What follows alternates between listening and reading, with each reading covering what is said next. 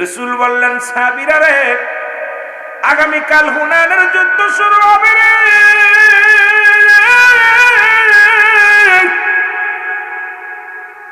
সত্য মিথ্যার মধ্যে একটা বিশাল জয় পরাজয় হবে গো। এরে আমি নবী তিনজন সেনাপতির নাম ঘোষণা করে দিলাম। এর এক নম্বর হুনাইনের যুদ্ধে নেতৃত্ব দিবে আমার প্রিয় সাহাবী। ও মুসলমান শুনে নাও, যে যুদ্ধের ময়দানে রাসূলুল্লাহ একাধিক সেনাপতির নাম ঘোষণা করত। দুজন বললে একজন মারা যেত, তিনজন বললে দুজন শাহাদাতের পেয়ালা পান করত। যে যুদ্ধের ময়দানে রাসূল একজনের নাম বলতেন, সেই যুদ্ধে সাহাবী বিজয় হয়ে বীরের বেশে রাসূলুল্লাহর কদমের মধ্যে হাজির হয়ে যেত। জোরে বলেন আল্লাহু আকবার। এখন হুনাইনের যুদ্ধের সেনাপতি কয়জন? জোরে বলেন কয়জন? তিনজন সেনাপতি। রাসূল বললেন, সাহাবীরা রে, আমি এই তিনজনের নাম ঘোষণা করে দিলাম। এই তিনজনের নাম, কিন্তু এক নাম্বার সেনাপতি ওখানে নাই। উনি গেছে বিবাহ করতে, নতুন বিবাহ করতে গেছে। আমার বন্ধুরা, আজকে একটা দিন মাহফিল শোনার জন্য যারা আসতে পারেন নাই, যারা এখনো বাড়ি থেকে কান দিয়া শুনতেছেন, আলোচনা খেয়াল করে শোনেন। রাসূলের সাহাবী বিয়ে করতে গেছে মক্কা মদিনার সুন্দরী নারী, বিয়ের জন্য রওনা হয়েছে। এদিক নবীজিদের সেনাপতি বানিয়ে দিছে। ও মুসলমান শুনে নাও, চিঠিখানা যখন নবীজি হাতের দিলেন, তিনজনকে তিনটা চিঠি দিলেন। হুযায়ফার চিঠি, হুযায়ফা তো মজলিসে নাই। হুযায়ফার পত্রখানা এক পথিকের হাতে দিলেন, নিয়ে হুযায়ফার কাছে পৌঁছায় দিলেন। হুযায়ফা বিবাহ কাজ সম্পূর্ণ হয়ে গেছে, শুধু আনুষ্ঠানিকতা বাদ, মোনাজাত বাদ। দোয়া করে নবীর সাহাবীরা কোনো বিবাহ অনুষ্ঠান হলে এক জায়গা বসে দোয়া করতেন। দোয়া করে কিছু খুরমা খাইতেন, খেজুর খাইতেন, কারণ এটা সুন্নাতে রাসূল, আমার নবীজির হুকুম ছিল। জোরে জোরে চিল্লায় বলো মারহাবা। হুযায়ফার বিয়া হয়ে গেল। চিঠিখানা এক ইহুদি এনে বলেন, হুযায়ফা রে, রাহমাতুল লিল আলামিন একটা চিঠি দিছে, তোমার চিঠিখানা নাও। হুযায়ফা যখন চিঠিখানা হাতের মধ্যে নিলেন, হাতের মধ্যে নিয়ে চিঠির মধ্যে লেখা দেখে, হুযায়ফা, ও আমার প্রিয় সাহাবী, হুযায়ফা রে, আগামীকাল হুনাইনের যুদ্ধে ফজরের নামাজ বাদে রওনা হব। ও আমার সাহাবী, আমি তোমার এক নাম্বার সেনাপতি বানিয়েছি। ও হুযায়ফা, ইতি তোমার নবী রাহমাতাল লিল আলামিন। জোরে জোরে চিল্লায়া বলা যাবে না মারহাবা। হুযায়ফা চিঠির মধ্যে চুমা দিলেন। হুযায়ফা চিঠিখানা বুকের সঙ্গে টেনে ধরলেন। হযরত হুযায়ফা চিঠিখানা চুমা দিয়া মাথার মধ্যে লাগাইয়া চিৎকার মেরে বলে, ইয়া রাসূলুল্লাহ, ইয়া হাবিবাল্লাহ, আজকে ফজরের নামাজ বাদে আমি ফজরের নামাজ বাদে যুদ্ধের ময়দানে যেতে হবে। ইয়া রাসূলুল্লাহ, আমি বিবাহ বন্ধনে আবদ্ধ হওয়ার জন্য এখানে এসেছি। ইয়া রাসূলুল্লাহ, তার মানে আমি এক নাম্বার সেনাপতি, আমার পরেও আরো আছে। সুতরাং এই যুদ্ধের ময়দানে আমি হয়তো আর ফিরে আসবো না। কারণ হুযায়ফা রাদিয়াল্লাহু তাআলা, এ মুসলমান গভীর মনোযোগ, চোখের পানি ছেড়ে কান্দে, ইয়া রাসূলুল্লাহ, ইয়া হাবিবাল্লাহ, আমি ভুল করেছি গো নবী। কারণ আপনার সামনে থাকলে ক্ষুধা নিবারণ হয়ে যায়, আপনাকে দেখলে ঘুম হারাম হয়ে যায়, আপনাকে দেখলে মনের দুঃখ দূর হয়ে যায়। আমি আমার রাসূলের কদম থেকে অনেক দূরে আছি, আমি ভুল করেছি মনে হয়। সঙ্গে সঙ্গে উঠে দাঁড়ায়া উপস্থিত মুসল্লিদের ডাক দে বলে, ভাইয়েরা, এ আমার ভাইয়েরা, তোমরা থাকো, আমি গেলাম আমার রাসূলুল্লাহর কাছে। ধরে বলেন না মারহাবা। রাসূলকে কত ভালোবাসতেন মুসলমান আমার। এ গাঙ্গির বাবারা, রাহমাতুল লিল আলামিন আমার নবীর কদমের মধ্যে রওনা হয়ে গেলেন। পিছন থেকে ডাক দে বলে, হুযায়ফা রে, সবে মাত্র বিবাহ হলো, একটু তুমিও কোনোদিন আমার মেয়েটাকে দেখো নাই, মেয়েও তোমার দেখে নাই। সুতরাং নতুন বিবি হুযায়ফা রে, তোমার বিবিও তোমারে দেখে নাই, তুমিও বিবিরে দেখো নাই। হুযায়ফা, বিবাহ হয়ে গেল, তোমার বিবির একটু দেখে যাও, তোমার বিবিরে তুমি দেখে যাও। হুযায়ফা কয় না, আমার সময় নাই। রহমতের নবী যুদ্ধের রওনা দিবে রে। আমি সেনাপতি, সুতরাং আর সময় নাই। কই রওনা হয়ে গেলেন। পিছন থেকে বিবি মুসলমান কেউ ঠেকাইতে পারলেন না। হুজাইফা চলে আসলেন রাসূলুল্লাহর কদমের মধ্যে। নবীজি হুজাইফাকে দেখে একটা মিষ্টি হাসি দিলেন। রাসূল বলেন, হুজাইফা তুমি আইছো বলে, ইয়া রাসূলুল্লাহ, ইয়া হাবিবাল্লাহ, আমি আপনার কদমের মধ্যে বান্দা হাজির হয়ে গেছে। ইয়া রাসূলুল্লাহ, ইয়া হাবিবাল্লাহ। নবী বলেন, হুজাইফা রে, তাড়াতাড়ি তুমি যুদ্ধের সরঞ্জাম গুছায় নাও, কারণ ফজরের নামাজ বাদে, কারণ আমরা রওনা দিব, তোমরা রওনা দিবা যুদ্ধের ময়দানে। কারণ রাসূলুল্লাহর কাছে এক নাম্বার প্রিয় ছিল নামাজ। এই জন্য যখনই কোন যুদ্ধের ময়দানে যাইতেন, নামাজ শেষ করে দোয়া করে রওনা দিতেন। ও মুসলমান শুনে নাও, কারণ রাসূলুল্লাহর কাছে এক নাম্বার প্রিয় ছিল কি? নামাজ। জোরে বলো, কি ছিল? আর একটু জোরে বলো। এক নাম্বারে কি ছিল? নামাজ। এখন আমি যদি নামাজের ওয়াজ করি বড় কষ্ট হয়। আজকে আমার সমাজে মাওলানা আলেম ওলামা যারাই আসি শুধু নামাজের ওয়াজ করি। নামাজের ওয়াজ করার দরকার ছিল কাদের কাছে? অমুসলিমদের কাছে। কিন্তু মুসলমানদের কাছে নামাজের ওয়াজ করা লাগে, বড় লজ্জা লাগে। কারণ যারা নবীরে ভালোবাসেন, আমার নবীর কাছে এক নাম্বার প্রিয় ছিল নামাজ। দুই নাম্বার নবীর কাছে ছিল তার উম্মতগণ। তিন নাম্বার নবীর কাছে ছিল তার বিবিগণ। কোনদিন রাসূলুল্লাহ মুসলমান শুনে নাও, আমার নবীজি তার বিবিদেরকে অত্যন্ত ভালোবাসতেন। আজকে আমার মারা যারা আলোচনা শোনো, আমার মাদের জন্য প্যান্ডেল করা হয়েছে, মারা শোনো। আমার রাসূলুল্লাহর কাছে প্রিয় ছিল তার বিবিগণ। বিবিদেরকে অত্যন্ত ভালোবাসতেন, মায়া করতেন, সম্মান করতেন। আমার বাবারা আমার অন্যর বউ না, অন্যর বিবিদেরকে এত ভালোবাসেন নাই, কোনোদিন দেখা করেন নাই। সুতরাং আমরা যারা নিজের বউ বাদ দিয়ে অন্য দিক তাকায়, কারণ আমাদের কপাল মন্দ, আমাদের কপাল খারাপ। জোরে জোরে চিল্লায় বলেন ঠিক কিনা? আমার ভাইরা, আমার বন্ধুরা, আমার রাসূলুল্লাহর কাছে 4 নাম্বার প্রিয় ছিল সুগন্ধি জিনিস। আমরা এখন বিড়ি সিগারেট নিয়ে ব্যস্ত, গাঁজা নিয়ে ব্যস্ত, ইয়াবা নিয়ে ব্যস্ত, মদের বোতল নিয়ে ব্যস্ত। কিন্তু রাসূলুল্লাহর যদি প্রিয় পাত্র হতে হয়, নবীর উম্মত বলে যদি আপনাদের দাবি করতে হয়, এই 4টা জিনিস আমাদের ভালোবাসার দরকার। যেহেতু কালেমা পড়েছেন, কালেমা পড়ার সঙ্গে সঙ্গে নামাজ বাধ্যতামূলক। নামাজ কাফের এবং মুসলমানদের মধ্যে পার্থক্য। মুসলমান নামাজ পড়ে, কাফেরের নামাজ ছেড়ে দেয়। এক ওয়াক্ত নামাজ কাজা দিলে 80 খুতবা পরিমাণ জাহান্নাম। যার এক খুতবা পরিমাণ হলো 2,88,00,000 বছর। আপনার জীবন থেকে কত নামাজ ছুটে যায়। এই নামাজের হিসাব যদি রব্বে কারিম ধরে, আমার মন বলে জাহান্নাম ছাড়া জান্নাতে যাওয়া সম্ভব নয়। উনি দৌড়ায় আসলেন নবীর কাছে। নবীজি ফজরে আযান হলো, হযরত বেলাল রাদিয়াল্লাহু তাআলা আযান দিলেন। নবীজি ইমামতি করলেন। কেমন নবীর উম্মত আমরা? নবী ইমাম, নবী মুসল্লি। কারণ আমার নবী নামাজের প্রতি এত গুরুত্ব দিতেন। নবীজি নামাজের প্রতি খুব গুরুত্ব ছিলেন। নবী সাহাবীদেরকে নামাজের জন্য উৎসাহিত করেছেন। নবী নামাজের জন্য আমার নবীজি কত কষ্ট করেছে। সেই নবীর উম্মত হয়ে যখন নামাজ ছেড়ে দিবেন, নবীজি কষ্ট পাবে, আমার রব্বে কারিমও কষ্ট পাবে। বান্দারে জাহান্নামে যখন ঢুকাইবে, বান্দার আদর করে, বান্দারে তোরে আদর করে পৃথিবীর মধ্যে আসমান যেমনি বানাইলো, জমিন যেমনি বানাইলো, ফেরেশতার যেমনি বানাইলো, আল্লাহ কয় বান্দারে পৃথিবীর মধ্যে আমি জমিনটারে যেমনি বানাইলাম এমনি তোরে বানাই নাই, যেমনি আসমান বানাইলাম এমনি তোরে বানাই নাই। এ বান্দা, পৃথিবীর মধ্যে আমার নিকটবর্তী ফেরেশতা তাদেরকে আমি যেমনি বানাইলাম এমনি তোরে বানাই নাই। আমি তোরে বানাইছি আমি রব্বে কারীম আমার কুদরতি হাত মোবারক দিয়ে বান্দারে বানাইছি। আর তো রব্বুল আলামিন এত আদর করে, এত ভালোবেসে এই বান্দা বান্দিরে বানাইছে। সেই বান্দা বান্দি জাহান্নামে গেলে আমার মাওলাও কষ্ট পাবে। জোরে বলেন ঠিক কিনা? আমার বন্ধুগণ, আমার হযরত হুযায়ফা কি করলেন? নবীজি নামাজ শেষ করলেন। হঠাৎ করে একটা পত্র আসলেন, 3টা পত্র আসলেন পরপর। প্রথম চিঠির মধ্যে লেখা আছে, ও আমার স্বামী। হুযায়ফার হাতে চিঠিখানা আসলেন, ও আমার স্বামী, আমি জানি নির্ঘাত আপনি শাহাদাতের পেয়ালা পান করবেন।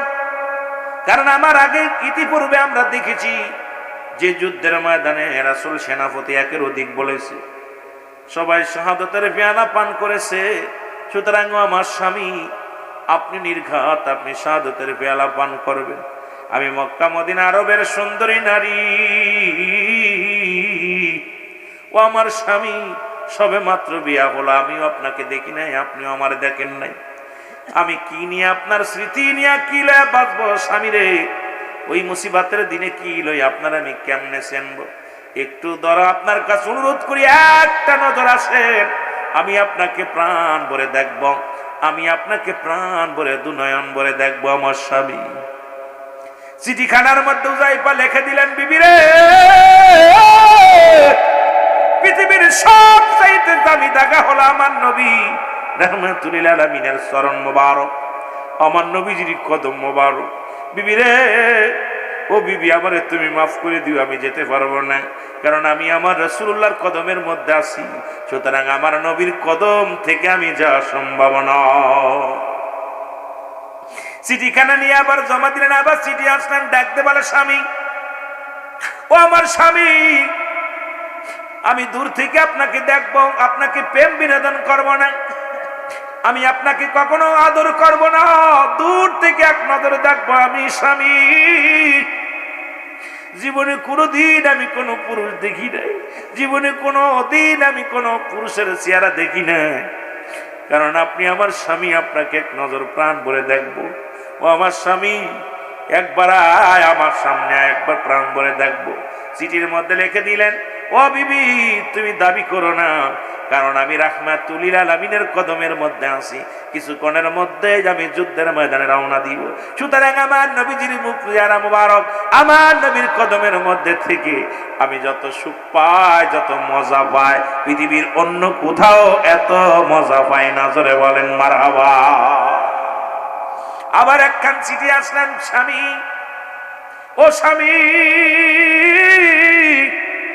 শুধু একবার আমারে দেখবেন, আমিও আপনার একবার দেখবো। চিঠি কানা পাতের মধ্যে নিয়ে হুজাইফা বিবির কত মনটা খারাপ হয়ে গেল, বারবার 3টা চিঠি আসলো, মনটা খারাপ করে বসে আছে আমার নবীজি। তাকায় দেখে হুজাইফার মনটা বড় মলিন। নবীজি বলে, হুজাইফা রে, ও হুজাইফা, তোমার মনটা কেন মলিন? আর তোমার 3টা দেখলাম কাগজ, কি যেন একটা পত্র পড়ো, আবার রেখে দাও, আবার দিয়ে দাও। বলি, ইয়া রাসূলুল্লাহ, ইয়া হাবিবাল্লাহ, আমি আপনার কাছে লুকাইব না, গত বিকেলে আমি বিয়ে করেছি। ইয়া রাসূলুল্লাহ, ইয়া হাবিবাল্লাহ, সন্ধ্যার সময় বিয়ে করেছি। আমার বিবির চেহারা মোবারক আমি দেখি নাই, বিবি কেমন আমিও বিবিরে দেখি নাই, বিবি আমাকে দেখে নাই। বিবি আমাকে দেখার জন্য বড় আকুল হয়ে আছে, বিবি আমাকে দেখার জন্য বড় পাগল হয়ে আছে। ইয়া রাসূলুল্লাহ, ইয়া হাবিবাল্লাহ, অথচ একটু পরেই তো কাফেলায় রওনা দিব, আমরা যুদ্ধের ময়দানে, হুনাইনের যুদ্ধে রওনা দিব। ইয়া রাসূলুল্লাহ, ইয়া হাবিবাল্লাহ, এই কারণে আমি যাইতে পারি না। আমার নবীজি বললেন, হুজাইফা রে, যাও, আমি নবী তোমারে কিছু সময় ছুটি দিলাম, তাড়াতাড়ি যাও, তুমি আসতে পারে কাফেলা ছাড়বে, তুমি যাও। হুজাইফা চলে গেলেন বিবির কাছে। দূর থেকে বিবিকে ডাকতে বলে, বিবি,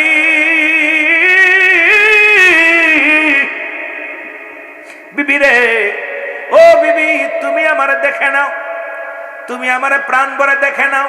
বিবি দূর থেকে ডাকতে বলে, স্বামী, খোদার কসম করে বলি, আপনাকে আমি ঠেকাবো না, আপনাকে আমি বাধাও দিব না, শুধু ঘরের ভিতর আসবেন, একটু উজু করবেন, উত্তম রূপ উজু করবেন, আমি আপনি আপনার পাশে দাঁড়ায় 2 রাকাত নামাজ আদায় করতে চাই, আর আপনার কদমের মধ্যে একটা চুমা দিতে চাই রে স্বামী।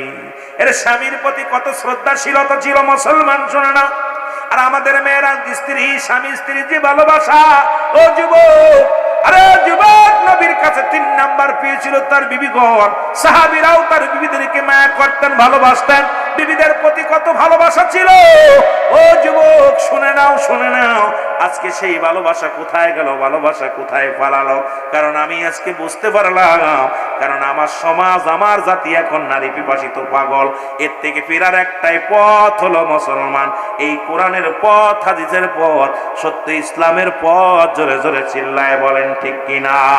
এই জন্য আল্লাহ বলে, ইয়া আইয়ুহাল্লাযীনা আমানু, আল্লাহ যদি বলতো ইয়া আইয়ুহান নাস, ও মানুষ সম্প্রদায়, আল্লাহ কয় মানুষে ডাকলাম না, আমি ডাকলাম ইমানদারদেরকে।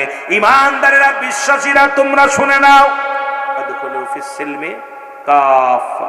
আল্লাহ কয় হাবিব শুনে নাও, তা আপনারা শুনে নেন। আল্লাহ কয় ইমানদার কারা?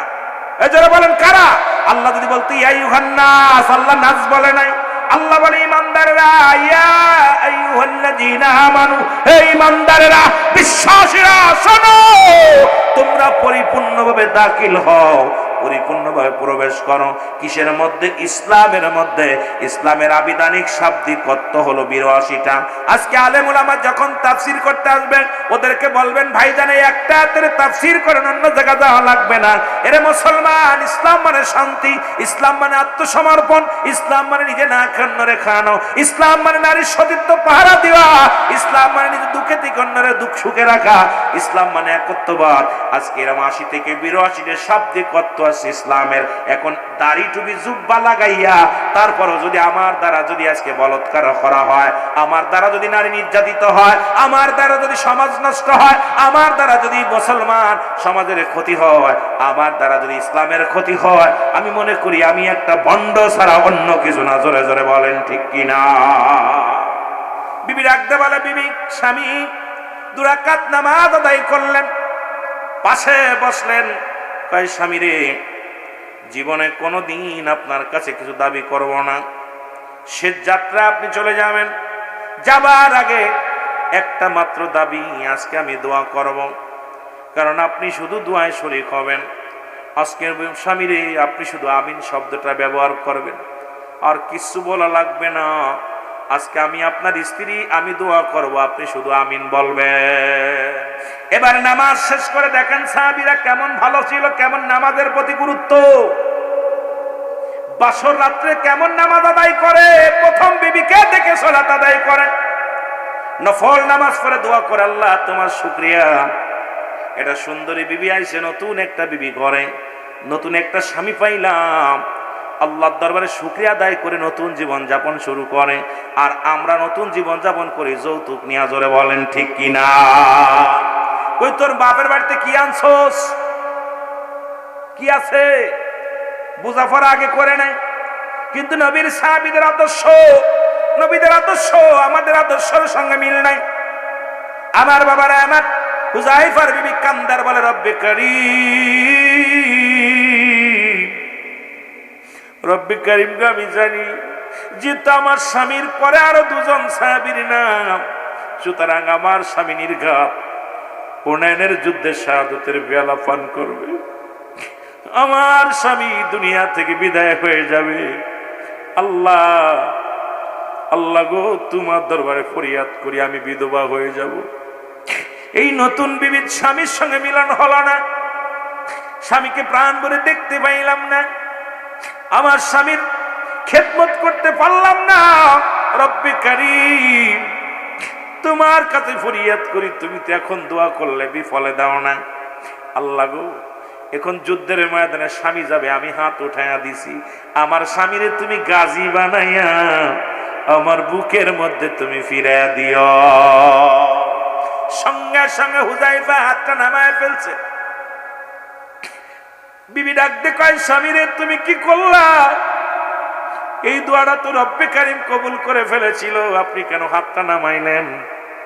ডাক দিয়ে কয়, বিবিরে, রাহমাতুল লিল আলামিন আমারে হুযায়ফা, আমি হুযায়ফার নাম 1 নম্বরে ঘোষণা করেছি, সুতরাং আমি নির্ঘাত দুনিয়া থেকে বিদায় হয়ে যাব, শাহাদাতের পেয়ালা পান করব। ও বিবি, তুমি আমারে ওখান থেকে কেন ফিরাইতে চাও?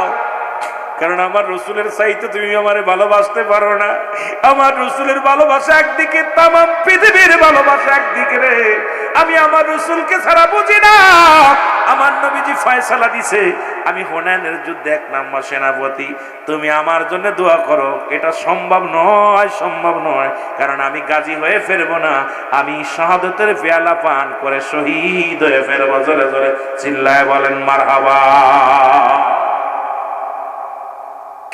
হুনাইনের যুদ্ধ শুরু হয়ে গেল। হুযায়ফা রাদিয়াল্লাহু তাআলা উনিও যুদ্ধের ময়দানে রওনা হয়ে গেলেন। আর মুসলমানদের মধ্যে প্রথম শহীদ হলেন হুযায়ফা। হুনাইনের যুদ্ধে প্রথম শাহাদাতের পেয়ালা পান করল। ওদিন ইয়া রাসূলুল্লাহ বলে চিৎকার মেরে ময়দানের মধ্যে ডাক দিয়ে বলেন, ইয়া রাসূলুল্লাহ, ইয়া হাবিবাল্লাহ, নবী গো, আমি যদি পুনরায় যতবার আমি দুনিয়ার মধ্যে জন্ম নিতাম ততবার যেন বাতিলের বিরুদ্ধে যুদ্ধ করে আবার আমি শাহাদাতের পেয়ালা পান করতাম। কারণ আমার তৃপ্তি মেটে নাই যুদ্ধ করে, আমার মন ভরে নাই যুদ্ধ করে, কারণ আমি বাতিলের সঙ্গে লড়াইয়ের জন্য ইয়া রাসূলুল্লাহ, ইয়া হাবিবাল্লাহ, আমি দুনিয়ার মধ্যে যতবার, যদি দুনিয়ার মধ্যে 1000 বার যদি জন্ম নিতাম, 1000 বার আমি বাতিলের সঙ্গে যুদ্ধ করে দুনিয়া থেকে বিদায় নিতাম। উপস্থিত সাহাবীরা বলে, আমার রাসূলুল্লাহর কদমে এসে বলে, ইয়া রাসূলুল্লাহ, ইয়া হাবিবাল্লাহ, আপনার হুযায়ফা হাসতে হাসতে জীবন দিয়া দিছে। ইয়া রাসূলুল্লাহ, ইয়া হাবিবাল্লাহ, আমার নবী সুখের পানিগুলো ছেড়ে বলে, আমার সাহাবীরা রে, এই দুনিয়ার সুন্দরী বিবি, দুনিয়ার কোন লোভ লালসা আমার হুযায়ফাকে ফিরাইতে পারে নাই। আমি নবীকে এত ভালোবাসতো, ইসলামটাকে ভালোবাসতো, কুরআনটাকে ভালোবাসতো, ইসলামকে ভালোবেসে আমার হুযায়ফা নতুন বিবি ঘরে রেখে জীবনের মায়া ত্যাগ করে এই দুনিয়া থেকে বিদায় হয়ে গেছে। জোরে জোরে চিল্লায় বলেন মারহাবা। আর একটু জোরে বলো। এই হলো ইসলাম, এই হলো ইসলামের বিধান। আর আজকে একটা রাত আমরা থাকতে পারি না। মাহফিলের যদি মুসলমান, ও মুসলমান, তুমি কোরআনের জন্য কি করলা? তুমি ইসলামের জন্য কি করলা? ইসলামের জন্য কি করলা? এই জন্য আমাদেরকে মুসলমান পাঁচটা মুসলমান, শোনো, 5টা গুণ আর গুণান্য দেখে বিয়ে করা লাগবে। এই 5টা গুণের গুণান্বিত বিবি যদি আপনার কপালে জুটে যায় তাহলে আপনার জীবনটা হবে সুখময়, আপনার জীবনটা হবে সুন্দর। আজকে আমার অনেক মা বোনেরা আসছে, শুনে নাও, শুনে নাও। হলো হযরত সুলাইমান পয়গম্বর বিবাহ করবে, পয়গম্বর সুলাইমান বিয়ে করবে। ডাকতে বলে, উজির। উজির বলে, হুজুর, আপনার বিবাহের বয়স পার হয়ে গেল, বিয়ে করলেন না। পয়গম্বর সুলাইমান কয়, উজির রে, রব্বে কারিম আমারে যে হুকুম দিছে 5টা গুণের গুণান্বিত নারী, এই 5টা গুণের নারী ছিল মুসলমান পৃথিবীর মধ্যে। মুসলমান, শুনে নাও, ধরে নবীদার পৃথিবীর মধ্যে 5টা গুণের নারী যদি তুমি বিবাহ করতে পারো, এই পৃথিবীর মধ্যে সব চাইতে সুখী পুরুষ তুমি, সব চাইতে সুন্দর পুরুষ তুমি, সব চাইতে আদর্শবান পুরুষ তুমি, সবচেয়ে ভালো মানুষ তুমি, শান্তি তোমায় পাইবা দুনিয়ার মধ্যে। তোমার স্বর্গ বানায় নিবা। তোমার সংসারটারে যদি স্বর্গ বানাইতে হয় 5টা গুণের গুণান্বিত নারীকে বিবাহ করতে হবে। জোরে বলেন আল্লাহু আকবার। কয়টা গুণে গুণান্বিত বলবনি? জোরে বলেন, বলবনি? কয়টা গুণ? কয়টা গুণ? এখন আমার মা বোনেরা যারা আছে, শুনে নাও, এই 5টা গুণ যাদের মধ্যে নাই, এদের মতো কপাল পোড়া মা, এদের মতো বোনেরা আর পৃথিবীর মধ্যে নাই। তার মধ্যে 1 নাম্বার হলো, 5 গুণের গুণান্বিত 1 নাম্বার হলো সতীত্ব, আমানতদারি। জোরে বলা যাবে না মারহাবা? আর একটু জোরে বলেন মারহাবা। রাসূল বলছে, 2টা দিনের যে ব্যক্তি আমার কাছে হেফাজত করতে পারবে, আমি নবী তার হাত ধরে জান্নাতে নিয়ে যাব। তার মধ্যে 2 পায়ের মধ্যে বস্তু, একটা স্ত্রীলিঙ্গ, একটা হলো পুরুষ লিঙ্গ, আর একটা হলো 2 গালের মধ্যে বস্তু। এই 2টা জিনিস যে ব্যক্তি হেফাজত করতে পারবে, আমি রাসূল ওয়াদা করলাম, আমি রাসূল কথা দিলাম, একে হাত ধরে জান্নাতে নিয়ে যাব। জোরে বলেন মারহাবা। 1 নাম্বার হলো আমানত, সতীত্বর আমানতদারি। সতীত্বর, যারা বলে সতীত্বর আমানতদারি। আজকে আমার দেশে এই নারীগুলো পাওয়া বড় দুরস্কার। খালাতো ভাই, মামাতো ভাই, ফুফাতো ভাই, জ্যাঠাতো ভাই সর্বনাশ করে দিল। ও যুবক, ও যুবতী মা বোনেরা, শুনে নাও, একটু ভালো করে শুনে নাও।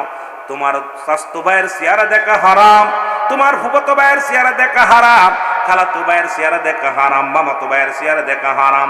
এক কথায় যাদের সঙ্গে বিয়ে করা যায় তাদের চেহারা দেখা সম্পূর্ণ হারাম, হারাম। আজকে দেখা যায় খালাতো ভাইয়ের হাত ধরে করো, মামাতো ভাইয়ের হাত ধরে করো, জ্যাঠাতো ভাইয়ের হাত ধরে করো। আরে এদের দেখা দিয়াই হারাম। এই ওয়াজগুলো কেন করি না আলেমরা? আজকে এই ওয়াজগুলো বেশি বেশি করার দরকার, কারণ সমাজ বাঁচানোর দরকার, জাতিকে বাঁচানোর দরকার, যুব সমাজকে বাঁচানোর দরকার। আজকে যুব সমাজ এত কষ্ট করে মাহফিল দিল, মাহফিল দিয়ে কি পাইলো? তাদেরকে কিছু সান্ত্বনা দিয়ে যাও, তাদেরকে কিছু সান্ত্বনার বাণী শোনায় দাও, যা তারা নিজেরাও বাঁচতে পারো, যুব সমাজও যেন বাঁচতে পারে। জোরে জোরে চিল্লায় বলেন ঠিক কিনা? দুনিয়ায় সেখানে রব্বি হাবলি উম্মতি, যখন রাসূলুল্লাহর সঙ্গে, আল্লাহর সঙ্গে আল্লাহর সঙ্গে যখন দিদার হলো, যখন মুসলমান শুনে না মিরাজ হলো, ওদিন আমার আল্লাহ বলেন, হাবিব রে, এক একজন নবীকে এক একটা নিয়ামত দিছি, আপনার জন্য একটা নিয়ামত রাখছি, আপনি চাবেন, কারণ প্রত্যেকটা নবীর জন্য একটা পার্সোনাল নিয়ামত রাখছি, আপনি কি চান, আপনি কি চান? আমার নবী বলে, ইয়া রব্বুল আলামিন, আমি চাই আমার উম্মত, আমি চাই। আমার নবী বলে, আমি চাই আমার উম্মত। আমার আল্লাহ বলে, হাবিব, যখন আপনারে বানাইলাম আপনি চাইলেন উম্মত, যখন আপনারে পাঠাইলাম তখন চাইলেন উম্মত, যখন আপনাকে পার্সোনাল দিতে চাইলাম তখনও চাইলেন উম্মত, হাসরের ময়দানে বেছে নিলেন উম্মত। আমার নবীজি কান্দে আর বলে, আমার রব্বে কারীম, এই পৃথিবীর মধ্যে আমার সব চাইতে প্রিয় আমার উম্মত। তার প্রমাণ তায়েফের ময়দান, দশম হিজরি, রাসূলুল্লাহ যখন আমার নবীজির বিবি আম্মা জান খাদিজাতুল কুবরা মারা গেলেন, ইন্তেকাল করলেন, দাদা আব্দুল মুত্তালিব মারা গেলেন, ও মুসলমান আবু তালিব মারা গেলেন। আমার নবী সব চাইতে বেশি কষ্টের বছর, চাচা আবু তালিব দুনিয়া থেকে চলে গেছে, মা খাদিজা দুনিয়া থেকে বিদায় হয়ে গেছে। আমার নবীজি বনু সাকিব গোত্রের কাছে গেলেন, তিনজন বড় বড় নেতা যা বলে, আমার নবীজি বলে, ও সাকিব গোত্রের মানুষেরা শোন, আমি আল্লাহর পয়গম্বর, আল্লাহ ছাড়া কোনো মাবুদ নাই, আল্লাহ ছাড়া কোনো ইলা নাই, আমি মুহাম্মাদুর রাসূলুল্লাহ সাল্লাল্লাহু আলাইহি ওয়াসাল্লাম আল্লাহর পয়গম্বর। তখন তারা বলতেছিল, প্রথম নেতা বললেন, তোমার বাপ নাই, তোমার মা নাই, তুমি এতিম, তুমি যদি নবী বলে দাবি করো, কাবার গিলাফ টানতে ছিঁড়ে ফেলবো, কাবা শরীফ শূন্য বিচ্ছিন্ন করে দিব। দ্বিতীয় নেতার কাছে গেলেন, বলেন, হে আমার আল্লাহ, আল্লাহর প্রেরিত রাসূল, আমি আল্লাহর পয়গম্বর। উনি বলে, হে মুহাম্মদ, তুমি তোমার মতো কাজ্জাব, তোমার মতো মিথ্যাবাদী কেউ নাই, কারণ তুমি নবী হবে কেন? এই দেশের পরে কি মানুষের আকাল পড়ছে? বড় বড় নেতারা আছে, তারা নবী হয় নাই, তুমি নবী হও, তুমি নবী বলে দাবি করো, খবরদার আর একবার যদি নবী বলে দাবি করো, এই দুনিয়ার মধ্যে রক্তপাত ঘটায় দিব মক্কা মদিনার জমিনে। তৃতীয় নেতার কাছে গেলেন, তৃতীয় নেতা একই কষ্ট দিলেন, আমার নবীজি চোখের পানি ছিঁড়ে কানলেন। এই বনি সাকিব গোত্রের লোকেরা বড় বড় পাথর ছুঁড়ে নবীর গায়ের মধ্যে মারলেন। আমার নবীজি রাস্তা দিয়ে যায় রে, পাথরের আঘাতগুলো রাসূলুল্লাহর গায়ের মধ্যে লাগে, নবীজি রক্ত জমিনের মধ্যে ঝরে। আমার নবী আরশ মহল্লার দিকে তাকায় তাকায় কান্দে।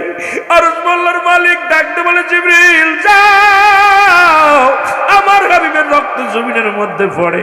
আমার নবী কি বলে রে, একটু জেনে আসো। আমার নবীরে জিবরিল আমিন ডাক দেখায়, নবী গো, আপনি হুকুম দেন, যেমন লূত আলাইহিস সালামের বংশধরকে শেষ করে দেওয়া হয়েছিল, ইয়া রাসূলুল্লাহ, ইয়া হাবিবাল্লাহ, আপনি বলেন এই জমিনটাকে আমরা চূর্ণ বিচ্ছিন্ন করে দিব, একবার শুধু হুকুম দেন গো নবী। আমার নবী কয়, জিবরিল রে শোনো, এদেরকে যদি তুমি শেষ করে দাও, আমি নবী কালেমার দাওয়াত দিব। আমার নবীরে মারে আর ইহুদির, আমার নবীরে মারে কাফেররা শান্তি পায়।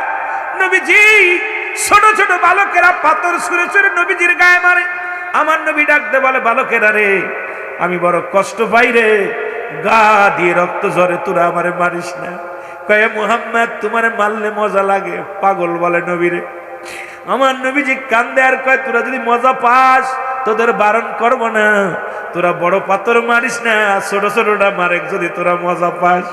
আরে বালক, আরে মুসলমান শোনো, ওই তায়েফের ময়দানের বালকের রাসূলুল্লাহর গায়ে পাথর মেরেছে, আমার নবী অভিশাপ দেন নাই, অতন আমার নবী চোখের পানি ছেড়ে বাজারে ডরে কাঁদছে। আল্লাহ,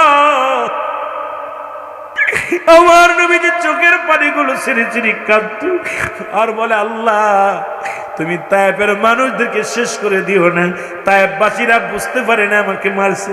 এটার প্রমাণ আম্মা জান আয়েশা সিদ্দিকা রাদিয়াল্লাহু তাআলা আনহা, আম্মা জান বলি, ইয়া রাসূলুল্লাহ, ইয়া হাবিবাল্লাহ, আপনার কি কোনোদিন বসন্ত রোগ হয়েছিল?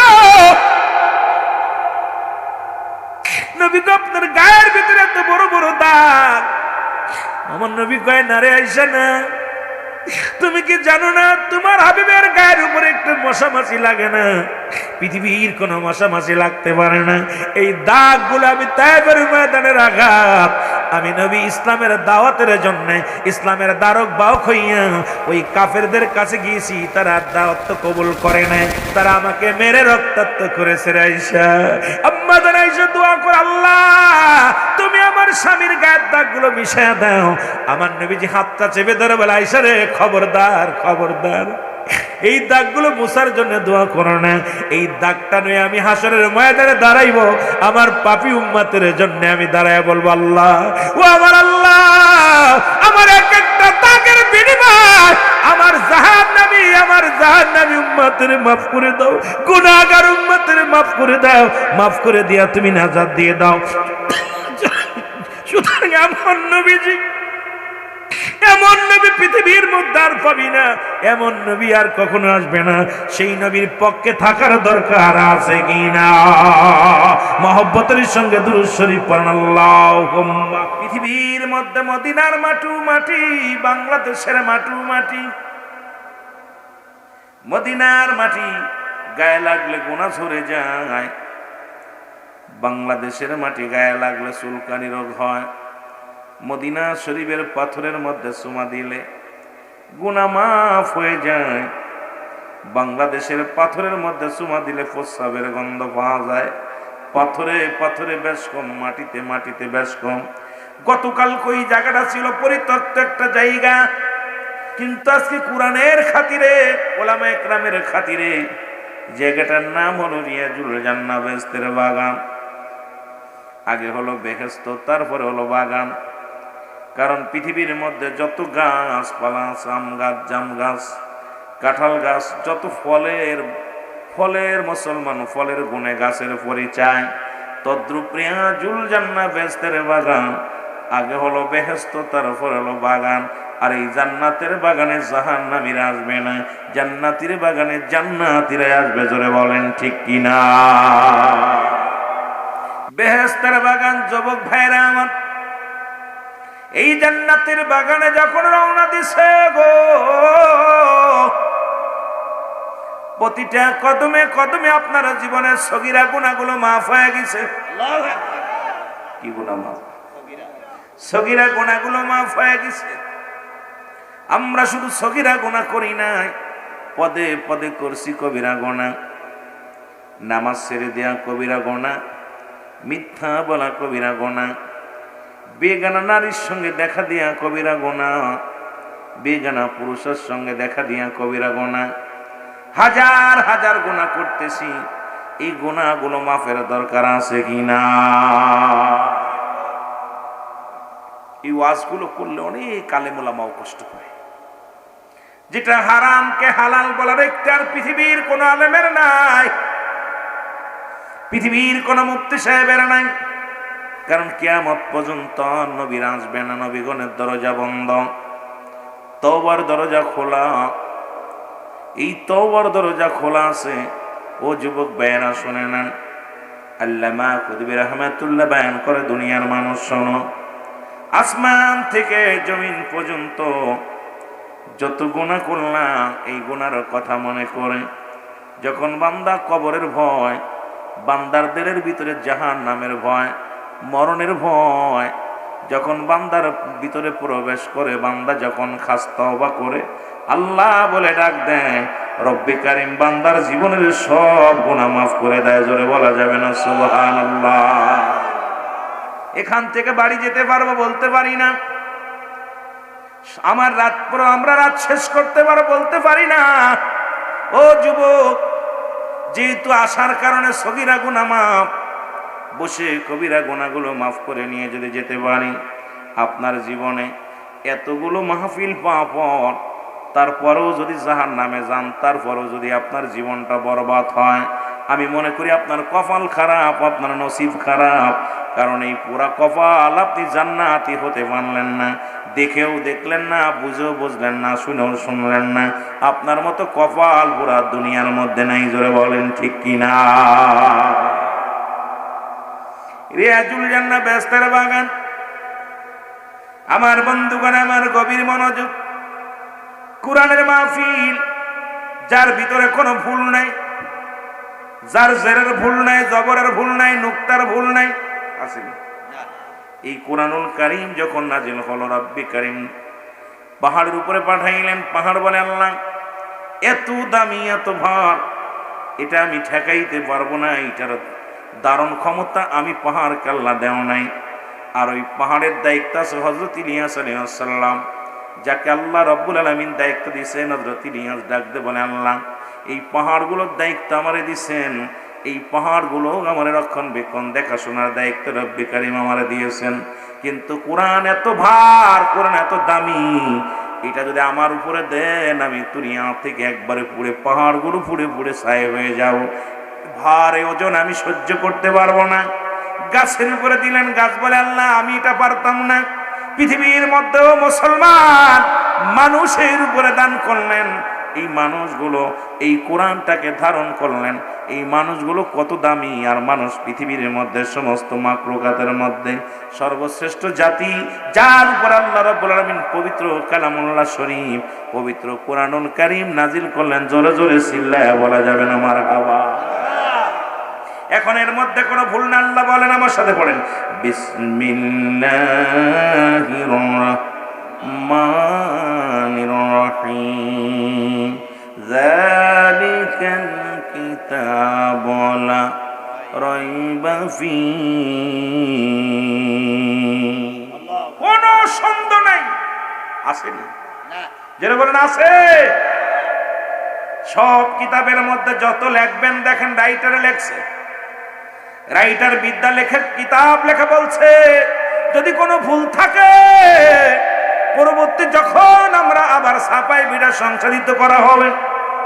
কিন্তু কুরআনুল কারীম, রব্বি কারীম পৃথিবীর মধ্যে কতকাল, কত যুগ আগে পাঠিয়েছেন, আজ পর্যন্ত কোনো ভুল নাই, কোনো জবরের ভুল নাই, কোনো নুক্তার ভুল নাই, কোনো আয়াতের ভুল নাই।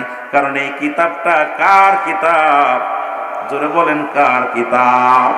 আর একটু জোরে বলেন, কার কিতাব? আর এটা পাঠাইছে এখন বলে গোটা জাতির জন্য। আমি মানি না। যদি উলামা ইকরাম পাশে বসে আছে, আমার ভাইয়েরা পাশে বসে আছে, আল্লাহ বলেন এই কিতাবটা মানবে কারা? আল্লাহ বলেন হাদান লিল মুত্তাকিন, একমাত্র হেদায়েতপ্রাপ্ত বান্দারা এই কোরআনের প্রতি সম্মান জানাবে, একমাত্র হেদায়েতপ্রাপ্ত বান্দারা কোরআনকে সম্মান করবে, ভালোবাসবে। এখন এই দুনিয়ার মধ্যে অমিনান নাস, মানুষের মধ্যে মাকুলু, তারা বলবে আমান্না, তারা ঈমান আনছে বিল্লাহি, আল্লাহর প্রতি, অবিলাউ বিল আখিরাতের প্রতি বিশ্বাস স্থাপন করছে। ওমা হুম বিমুমিনিন, মুনাফিক তো আছে, আল্লাহ নিজে ধরেই দেয়। এই জন্য কোরআনের প্রতি সম্মান করে কারা? হেদায়েত প্রাপ্ত বান্দারা। ঠিক কিনা? ঠিক কিনা? মুত্তাকিনেরা, যারা একমাত্র আল্লাহর ভয় করে। ও মুসলমান, পৃথিবীর মধ্যে আল্লাহ আইনদাতা, বিচারক দাতা, আল্লাহ পৃথিবীর সব কিছুর মালিক, যিনি হলো স্রষ্টা, আমরা সৃষ্টি। এই সৃষ্টি জগতের জন্য নিয়ামত স্বরূপ এই কোরআন পাঠাইল। সেই কোরআনের মধ্যে বর্তমান যুগে একদল আলেম বলে কোরআনের মধ্যে ভুল আছে। সেই ভুল সূরাটা ধরতে যায় এমন একটা সূরা ধরছে ভুল, যেটা আমাদের দেশের সাধারণ পাবলিকগুলো, সাধারণ মানুষগুলো কোরআনের মধ্যে ছোট্ট ছোট্ট সূরাগুলো, সূরা ইখলাস, সূরা নাস, সূরা মুসলমান, কাউসার, এই ছোট্ট ছোট্ট সূরাগুলো ইমাম সাহেব যখন, আপনাদের ইমাম সাহেব যখন তেলাওয়াত করে, শুনতে শুনতে আপনাদের মুখস্থ হয়ে গেছে। জোরে বলেন ঠিক কিনা? এখন ইহুদিদের চক্রান্ত, খ্রিস্টানদের চক্রান্ত, এরা বলতেছে কোরআনের মধ্যে ভুল আছে সেই ছোট্ট সূরাটার নাম। যারা মূর্তি পূজারি বিশ্বাস করে, যারা প্রতিমায় দেবতারে প্রতিমা বানায় দেবতারে যারা সিজদা করে, যারা দেবতার সামনে যায়, মুসলমান যারা পূজা করে, যাদের ধারণা পূজা এবং রোজা এক, তাদের ধারণা মুসলমান শুনে না।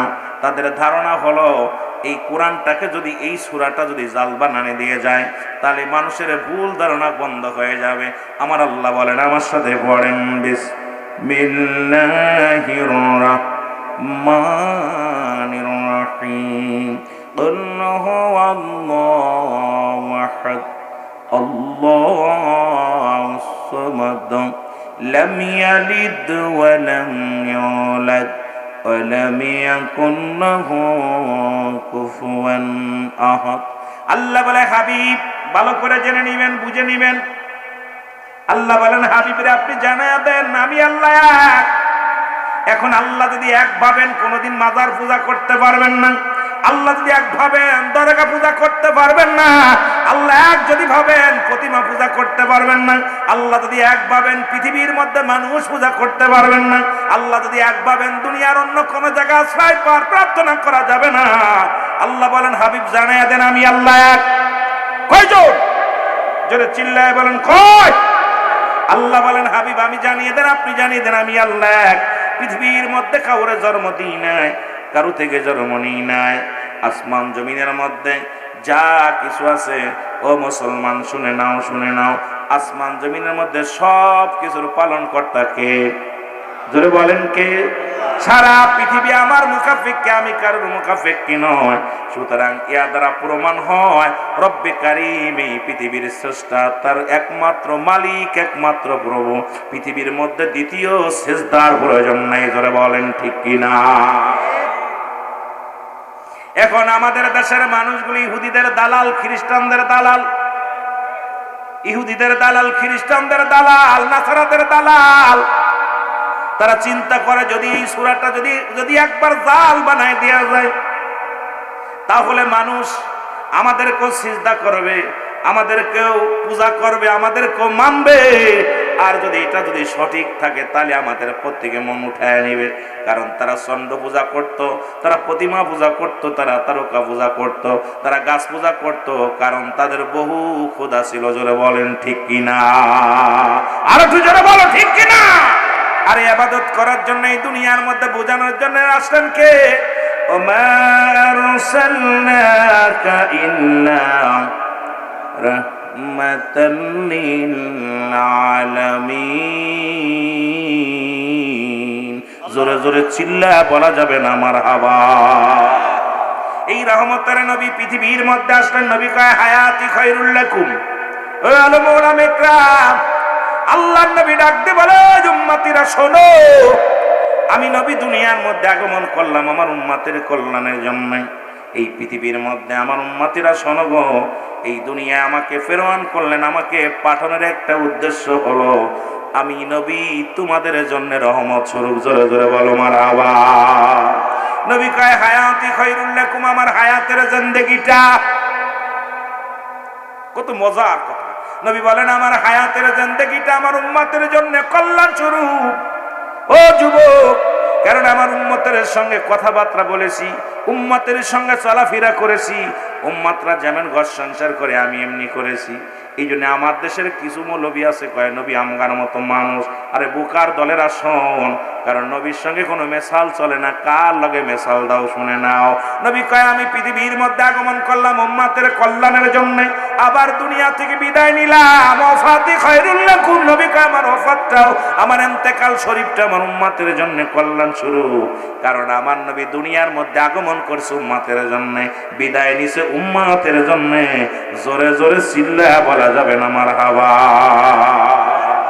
কারণ আমার কোন উম্মত যদি পৃথিবীর মধ্যে ভালো কর্ম করে, আজকে যেমন যুব সমাজ মিলা কোরআনের মাহফিল করেছে, সভাপতি আছে, উলামা ইকরাম আছে, আমার নবীজি খুশি হয়ে রব্বে কারীমের দরবারে বলবে আল্লাহ ওই কোথায় ওই বোমরদাহর জমিনের মধ্যে তোমার কিছু গোলামেরা তোমার ডাকে, তোমার পাগল, তোমার কোরআনের মাহফিল সাজাইয়া পাগলেরা বসে বসে রব্বে কারীম তোমার স্মরণ করে।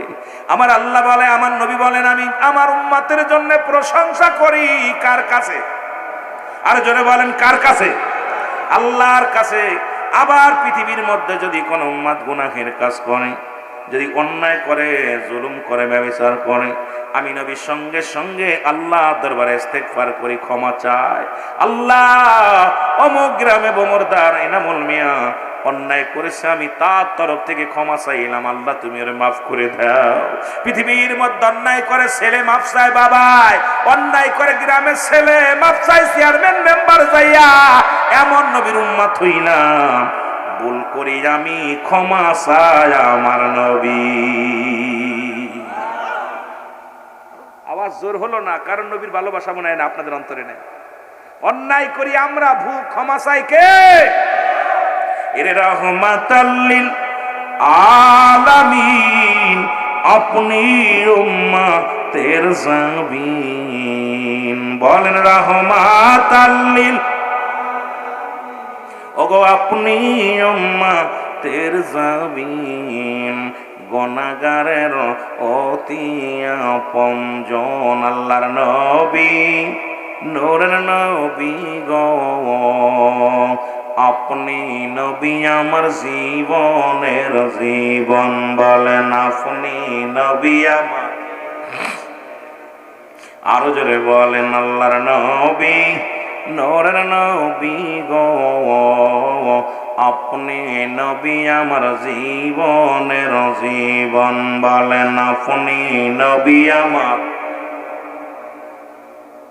আপনি আমার জীবন সাথী, অন্ধকার খবরের বাতি।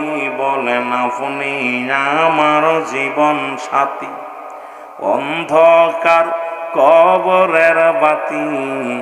আপনাই সারা বলেন বাঁচি কেমনে, আল্লাহর নবী, নূরের নবী গো, আপনি নবী আমার জীবনের জীবন। বলেন আপনি নবী আমার,